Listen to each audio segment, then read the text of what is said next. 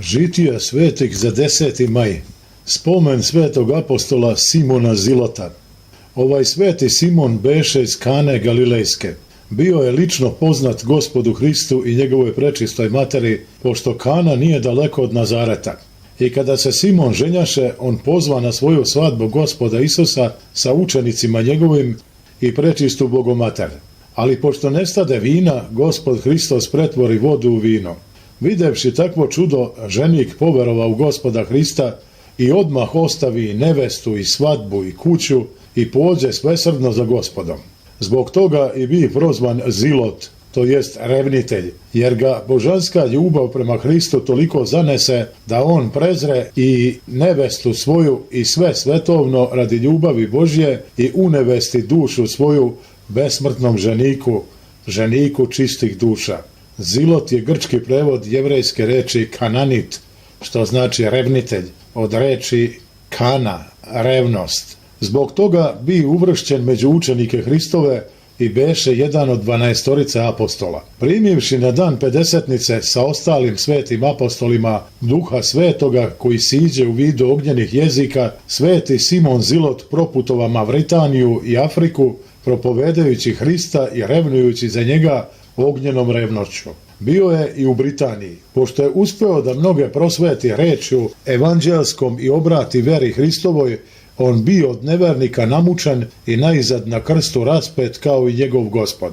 Sveti Simon Zilot skončao je krsnom smrću u Abhaziji, u Africi i sahranjen u gradu Nikopsiji u blizini Džigetije. Ostaci ovoga grada i danas se vide na 300 km od Suhuma, nedaleko od morske obale. Na mestu končine svetoga apostola bila je podignuta crkva koja je obnovljena 1875. godine. Svetog apostola Simona Zilota treba razlikovati prvo od svetog apostola Simona Petra, također apostola iz 12, i od svetog apostola Simona ili Simeona, srodnika Gospodnjeg po telu, Matej 13:55, koji pripada liku 70 apostola i bio je drugi episkop Jerusalimski. O njemu videti pod 27. aprilom.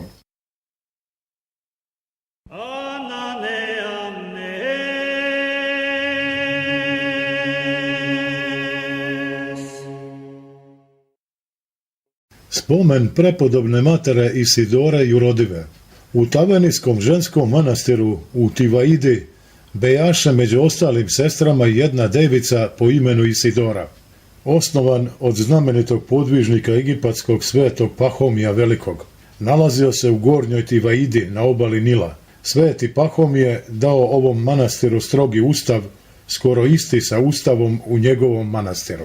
Ona Boga radi beše uzela na sebe podvig jurodstva i ponašaše se kao luda. Zato je sve sestre toliko prezirahu da ni jedna od njih nije htjela ni da jede sa njom. Sve su je ponižavale, vređale i grdile, no ona je sve to ćutke i s blagodarnošću podnosila. Isidora je stalno radila u kujni, a trudila se i u ostalim poslušanjima manastirskim, služeći svima sestrama i bez gnušanja vršeći najprljavije poslove u manastiru. Ona je čistila manastir od đubreta i svake nečistote i bila manastiru kao sunđer koji otire svaku nečistotu i prljavštinu. Tako se ona neprestano trudila od jutra do mraka, ne odmarajući se ni časa, već izmožđujući telo svoje u raznovrsnim poslovima. Ponekad se Isidora pravljaša luda da bi mudro sakrila pred sestrama svoje vrline. Na taj način na njoj se ispunjavaše reč svetog apostola: ako ko među vama misli da je mudar na ovome svetu, neka bude lud da bi bio mudar. 1. Korinčanima 3:18. U tom manastiru bejaše 40 sestara. Sve one, po monaškim pravilima, nošahu na glavi crna pokrivala, a Isidora pokrivaše glavu svoju prostom krpom.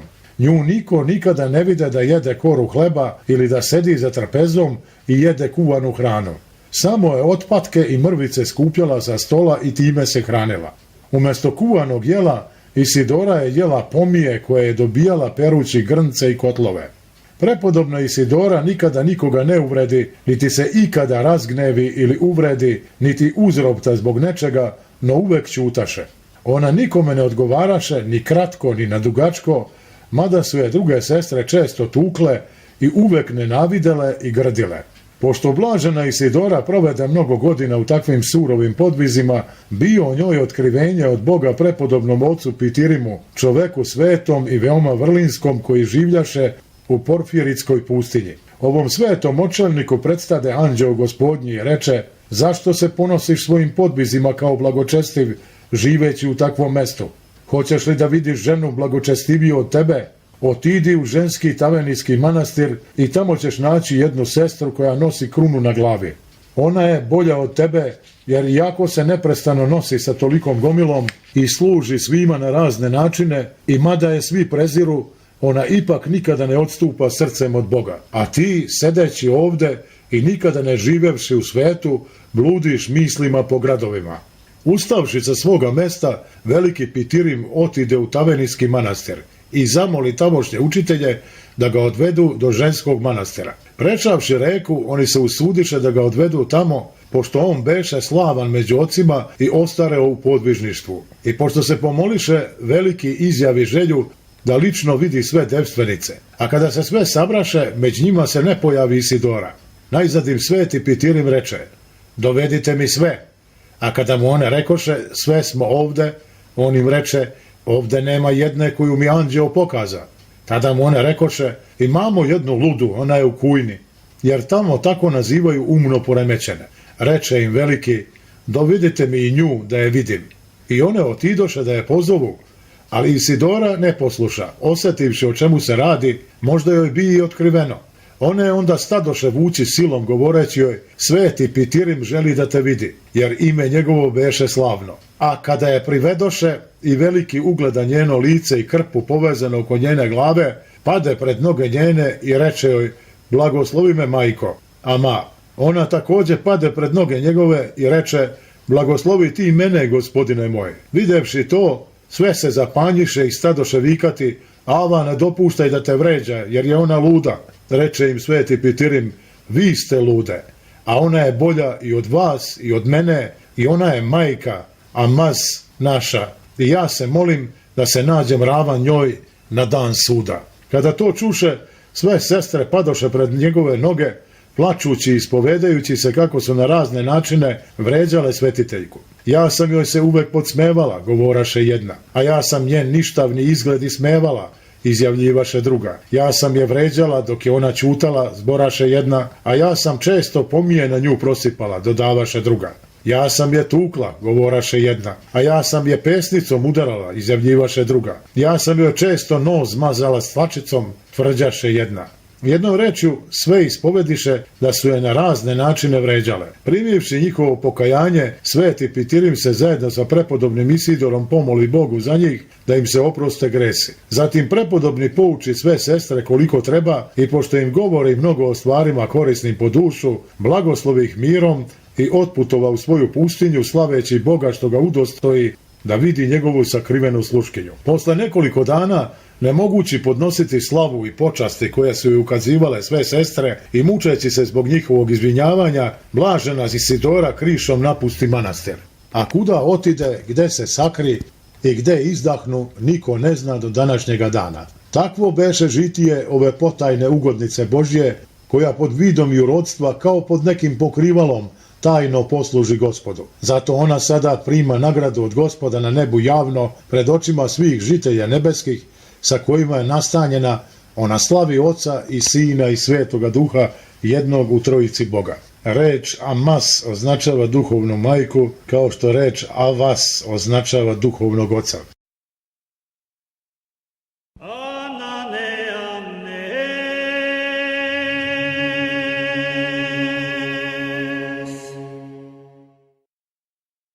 Spomen blažene Taise.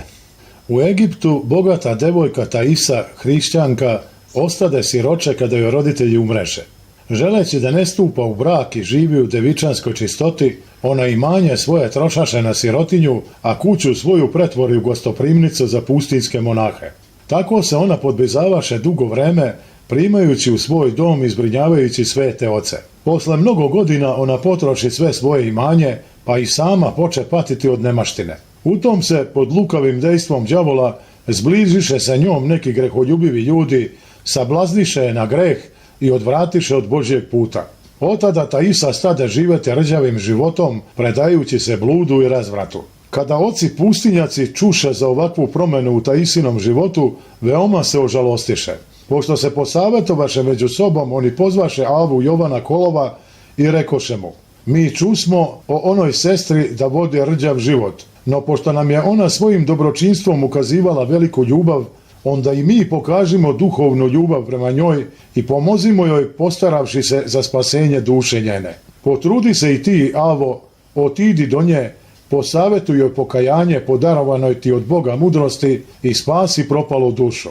A mi ćemo se postiti i usrdne molitve Bogu uznositi da ti Gospod bude u pomoći. Poslušavši naređenje svetih otaca, Ava Jovan Kolov krenu u grad k toj devojci, moleći se u sebi Bogu, pomoćniku svome, koji svima želi spasenje. Kada dođe do njene kuće, starac zakuca na vrata i reče starici vratarki: obavesti svoju gospođu da sam došao da porazgovaram s njom.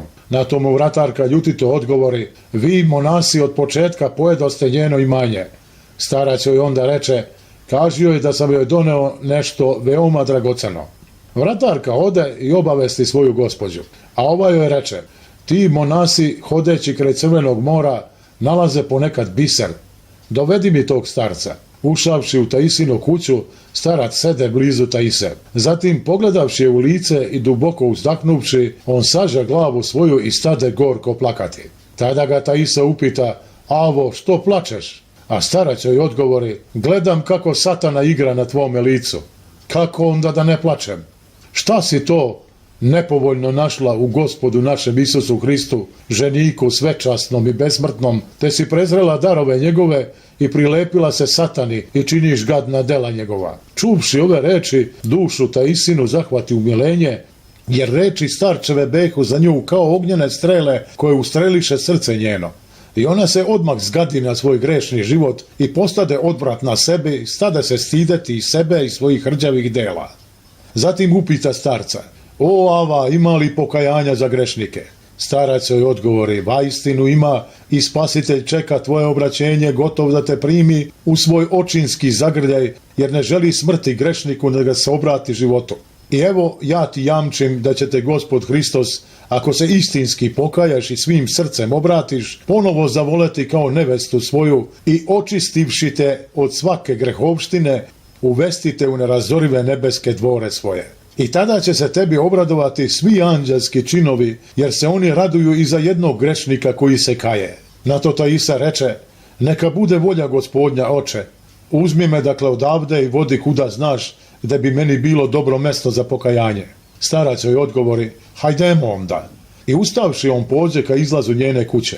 Ustade i Taisa i pođe za starcem, ništa ne naredivši u kući svojoj, niti ikome išta rekavši, odnosno kuće, već odjednom ostavljajući sve radi Hrista. Videvši da Taisa ne dade nikakva uputstva, odnosno kuće, niti ikome išta reče, otac Jovan se udivi takvoj iznenadnoj promjeni kod nje i takvoj revnosti njenoj za Boga. I blagodareći Boga za to, on odmicaše svojim putem, a Taisa iđaše za njim na priličnom odstojanju. Kada stigoše do pustinje, beše već kasno, spuštaše se noć. Starac onda načini na zemlji malo uzglavlje od peska i reče Taisi: odmori se ovde i spavaj pokrivena blagodaću Božjom. I osenivši je krstnim znamenjem, on ode nedaleko od nje. I pošto obavi svoje uobičajene molitve, on leže na zemlju i zaspa. No probudivši se u ponoći, on ugleda svetlost s neba. I pogledavši uvis, on vide svetlosni put koji je išao od neba i dosezao do spavajuće Taise. Starac se prepade od ovog viđenja i pogledavši pažljivo na Taisu, on vide anđele Božje gde Taisinu dušo uznose k nebu onim svetlosnim putem. Starac Jovan gledaše to divno viđenje sve dok se ono ne sakri od očiju njegovih. Zatim ustade i pođe k Taisi i došavši do nje prodrmaje rukom i vide da je umrla. I pada starac licem na zemlju pred Bogom, jer ga beše spopao strah i trepet. I dođe mu glas s neba koji govoraše: pokajanje njeno izvršeno za jedan čas prijatnije je Bogu nego pokajanje onih koji se dugo vreme kaju, jer kod ovih nema u srcu takve topline k Bogu.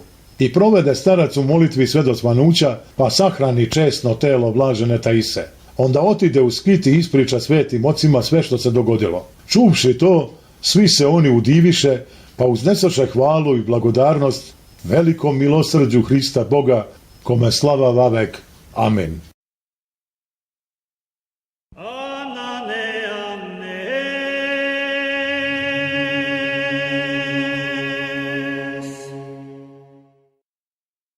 Žitije prepodobnog oca našeg Simeona, episkopa Vladimirskog i Suzdaljskog.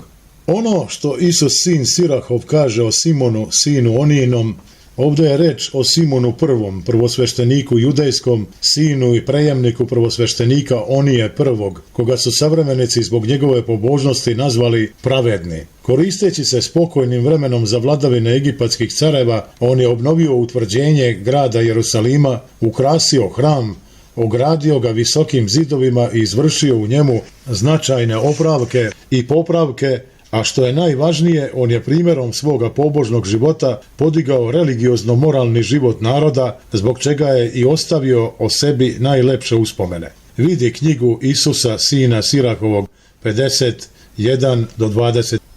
Svoju prvosvešteničku dužnost vršio je početkom 3. veka pre Hrista. Simon, sin Onijin, jerej veliki, koji u životu svom postroji dom i u dane svoje utvrdi crkvu. Knjiga Isusa sina Sirahova 51. I još, kao jutarnja zvezda usred oblaka, kao pun mesec u vreme svoje, kao sunce koje obasjava crkvu Višnjega. Knjiga Isusa sina Sirahova 56 do 7. To isto treba i mi da kažemo o istoimenom prepodobnom ocu našem Simonu, episkopu Vladimirskom i Suzdajskom, svedoku i spisatelju žitija ugodnika Pečerskih, drugom letopiscu posle blaženog Nestora. Prepodobni Nestor poznat je kao letopisac. Osim toga, on je opisao žitija nekolicine pečerskih svetitelja, od kojih je najvažnije žitije Teodosija Pečerskog.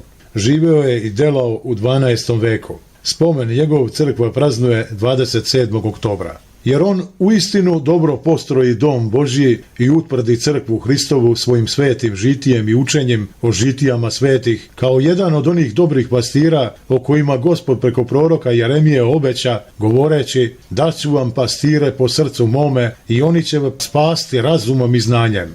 Jeremija 3:15. I zaista sve osobine koje se pripisuju sinu Onijinom, Simonu, dobrom pastiru starozavetnom, svojstvene su i ovom prepodobnom Simonu i pastiru Vladimirskom i Suzdaljskom. Ovaj blaženi Simon primi sveti monaški obraz u svetom manastiru Pečerskom, sličnom nebu, ukrašenom svetim podvižnicima kao duhovnim zvezdama, mesecom i suncem. Stupivši u manastir, Simon je usrđem čitao žitija ranijih Bogu ugodivših svetitelja pečerskih, mnogobrojnih kao zvezde, i sam se na sve moguće načine starao da upražnjava njihove vrline. On se s ljubavlju sećao prvog neimara, prepodobnog Teodosija, koji je umnožio duhovne zvezde, monahe, njegov spomen 3. maja. Zato i podražavaše njegov život. Sećao se on s ljubavlju i podviga prvonačelnika pečerskog svetog Antonija, njegov spomen 10. jula, kao svetozarnog sunca koje svetlošću svojih dobrih dela obasja i prosveti sve. Zato se on ugledaše i na njegovo ravnoangelno žitije. Gledajući na prepodobne, umnožene kao zvezde koje služe mesecu i suncu, Simon se učio smirenom poslušanju. On se naročito učio smirenju na primjeru svetog Teodosija, koji je kao mesec sijao jače od svih ostalih zvezda i zaslužio u Boga najslavniji venac. Od svetog Antonija, kao od sunca koje jezdi po nebu samo, bez ostalih svetila, on nasledi ravnoangelno ugađanje Gospodu u usamljeničkom bezmolviju, molitvenom tihovanju. Slično ogledalu, odražavajući duhovno u sebi sva ta vrlinska svetla, zvezde, mesec i sunce, on je i sam projavljivao iz sebe svetlo zvezdanu, mesečastu i sunčanu. U stvari, slično starozavetnom prvosvešteniku Simonu, i on nesumnjivo beše kao jutarnja zvezda i kao pun mesec i kao sunce koje obasjava crkvu Višnjega. U svetom manastiru Pečerskom, sličnom nebu, on dostojno služaše presvetoj Bogorodici, svetloj kao jutarnja zvezda, divnoj kao mesec, slavnoj kao sunce, podražavajući po svojim moćima i nju samu, u smirenom poslušanju, u usrdnom moljenju sabornom i u bogomisliju usamljeničkog molitvenog tihovanja. Kada prepodobni Simon svetlošću dobrih dela svojih zasija svuda, i u najudaljenijim krajevima, tada se desi da arhijerejski presto eparhije Vladimirske i Suzdalske beše upražnjen, ne imađaše arhijerejskog venca. A crkva treba da se ukrašava vencem od zvezda, kao što sveti Jovan piše u Otkrivenju. Otkrivenje 12.1. Na tom prestolu ne beše pastira, presvetlog sunca i divnog meseca, te se tada ta crkva ne mogaše psalamski pohvaliti, presto njegov kao sunce predamnom i kao pun mesec.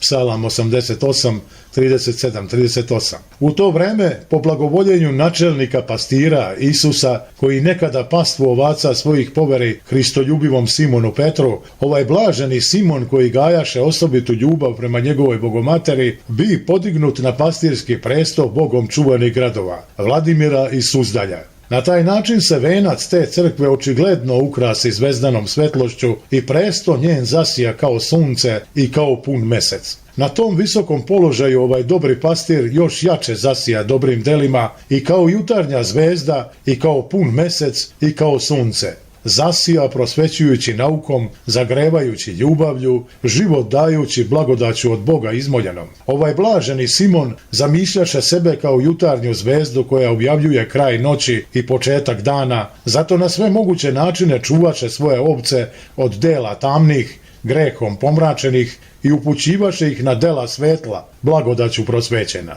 Isto tako, on zamišljaše da su sunce i mesec dva neuspavljiva nebeska oka, zato se truđaše da presto njegov sija kao sunce i kao pun mesec i lično se staraše da podražava ta dva neuspavljiva nebeska oka, te s neuspavljivom budnoćom revnosno pasaše svoje stado. I tako se blaženi Simon vrlo revnosno i svim srcem podvizavaše oko Bogom poverene mu pastve i u zvanju svom nađe se kao vrlo iskusan. U isto vreme on nikako ne napuštaše svoje monaške trudove, uvek se sećajući i imajući na umu trudove i podvige prepodobnih otaca pečerskih i radujući se dušom što se udostoji da tamo primi sveti obraz anđelski i da bude njihov sažitelj.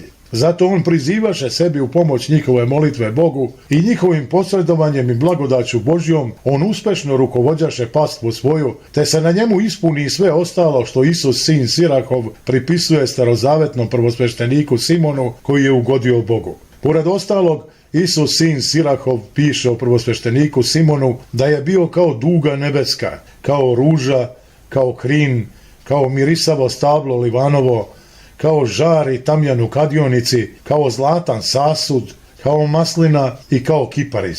Knjiga Isusa sina Sirahova 58-11. Sve ove pastirske vrline, ovako prenosno izražene, posjedovaše i ovaj naš dobri pastir, sveti Simon. Mnogo se truđaše oko održavanja mira među ljudima. To praslikuje nebeska duga. Delom svojim on sve učaše trpljenju, rastući kao ruža u trnju pri obrađivanju duhovnog vinograda pastve svoje. I delom i reči on upućivaše sve duhovnoj čistoti kao zasađujući beli krin. Poučavaše sve molitvi Bogu kao da umnožava mirisavo bilje livansko. Blagodaraše Boga u nevoljama svojim i tome učaše i pastvu svoju, predstavljajući sobom tamjan koji miriše na žaru. Predlagaše svima zlatan sasud ljubavi i mudrosti duhovne, ukorenjivaše u pastvi svojoj maslinu milosrđa i ljubavi prema bližnjemu, isto tako gajaše u pastvi svojoj kao previsok kiparis neprekidno razmišljanje o Bogu. Sve ove vrline blaženi Simon ispisa na tablicama srca svog još u svetom manastiru Pečerskom, učeći se njima iz žitija svetih ugodnika pečerskih.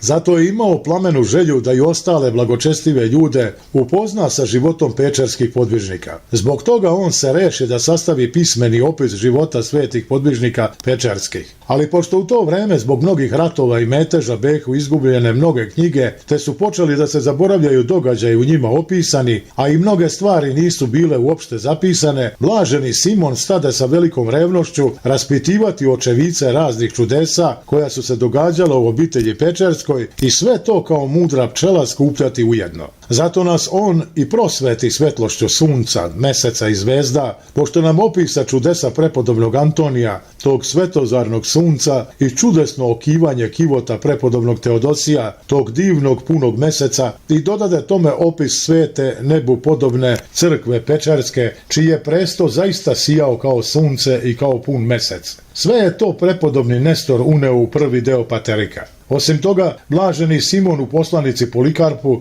dao je podatke o životu mnogih podvižnika pečerskih koji podvizima svojim kao zvijezde sijaju. To je ušlo u drugi deo Paterika. Docnije, prepodobni Simon uputi još jednu poslanicu istome Polikarpu u kojoj govori o podvizima mnogih drugih podvižnika pečerskih. Iz spisa ovog blaženog Simona vidi se da je imao preveliku veru i ljubav prema presvetoj Bogorodici i prema prepodobnim ocima pečerskim, Antoniju i Teodosiju, te izgleda da nerazdvojno sa ovim ocima živi u Pešteri, jer on samo telom življaše u eparhiji, a dušom i umom stalno boravljaše sa ovim svetiteljima. Kao što apostol Simon Petar beše najplameniji ljubitelj Gospoda Hrista, tako i ovaj istoimeni sveti pastir pokaza se najplemenitiji ljubitelj presvete Bogorodice i njene obitelji pečerske. U dane blaženog Simeona pokaza se veliko znamenje na nebu iznad pečerske obitelji. Žena neka, nevesta nevenčana, prečista Bogorodica imađaše pod nogama svojim ne samo svetlost mesečastu, nego i zvezdanu i sunčanu, jer ovaj pastir dobri sijaše dobrim delima svojim i kao zvezda i kao sunce, a ne samo kao mesec. Pritom on pokazivaše tako veliko smirenje da je kao episkop pisao u poslanici svojoj da bi smatrao za čast da u svetom manastiru pečarskom bude đubre koje prolaznici nogama gaze i raznose. Ovaj dobri pastir potrudi se mnogo hraneći svoje duhovne ovce ne nekom smrtnom hranom, već životvornom, jer im je i u svome životu i u svojim knjigama predlagao žitija svetih podvižnika pečarskih. Pošto provede 12 godina na arhipastirskom prestolu, on otide k pastirima koji sede na 12 prestola i k samom pastirenačalniku, Gospodu Isusu, da primi od njega neuvenljivi venac slave.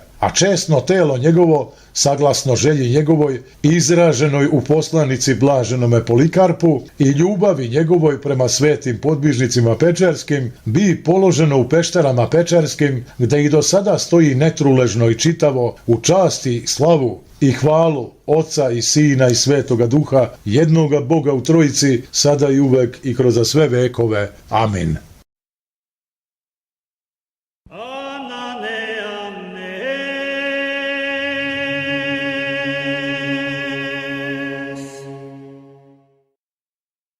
Spomen svetih mučenika braće Alfija, Filadelfa i Kiprijana i drugih s njima. Ovi sveti mučenici behu rodom iz Italije. Od njih Alfije, Filadelf i Kiprijan behu rođena braća, sinovi italijanskog kneza Vitalija. Hrišćanskoj veri ih nauči i krsti ih neki Onisim. U tome iz Rima beše poslato u njihov kraj naređenje da se hrišćani pronalaze i hvataju. Kada se obeladani da su oni hrišćani, onda ih zajedno sa Onisimom, Erazmom i drugom 14 hrišćana uputiše u Rim k caru Likiniju. Po naređenju Likinijevom Onisimu metnuše ogroman kamen na grudi, od čega on iskonča, a Erazmu i ostaloj 14 svetih mučenika odsekoše mačem glave. Alfije pak, Filadelf i Kiprijan biše poslani u Siciliju i tamo ubijeni za veru. Alfiju bi odsečen jezik i on umre od istečenja krvi. Filadelf bi sažežen na usijanoj gvozdenoj rešetki, a Kiprijan na tiganju. Ovi sveti mučenici postradaše 251. godine.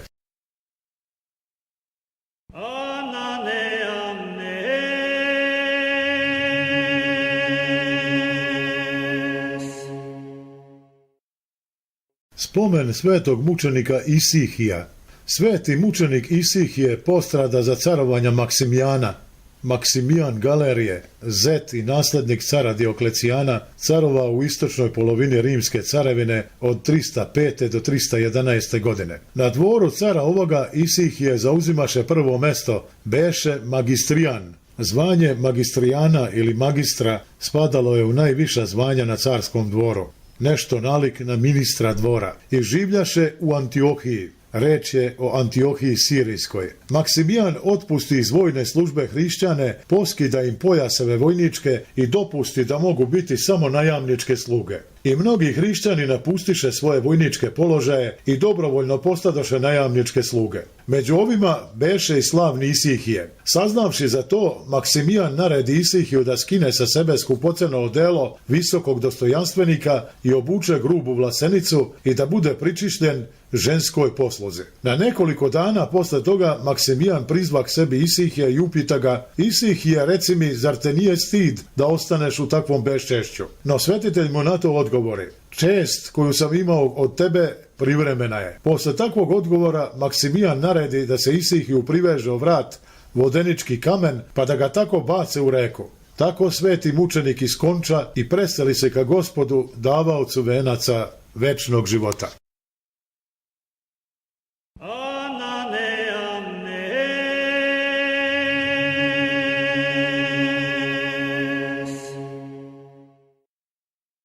Spomen prepodobnog oca našeg Isihija. Sveti Isihije beše rođen u gradu Adrapani. Beše to dobar, krotak i miran čovek. On moljaše Boga da mu pokaže mesto gde bi mogao u bezmolviju i bogougodništvu provoditi život. I preko božanskog otkrivenja bi mu naloženo da se nastani u gori Majoni, u blizini morske obale. On ode tamo i provede mnogo godina. Zatim, pored jedne obližnje vode, podiže crkvicu u ime svetog Andreja i tu provede ostatak svoga života u podvizima bogougodnim. I učinivši mnoga čudesa, preseli se ka Gospodu.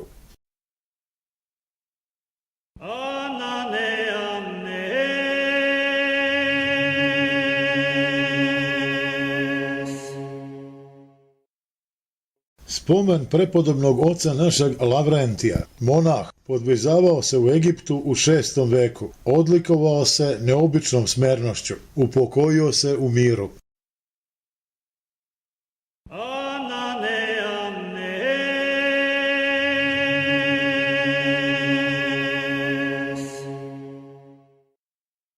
Spomen prepodobnog oca našeg Lavrentija.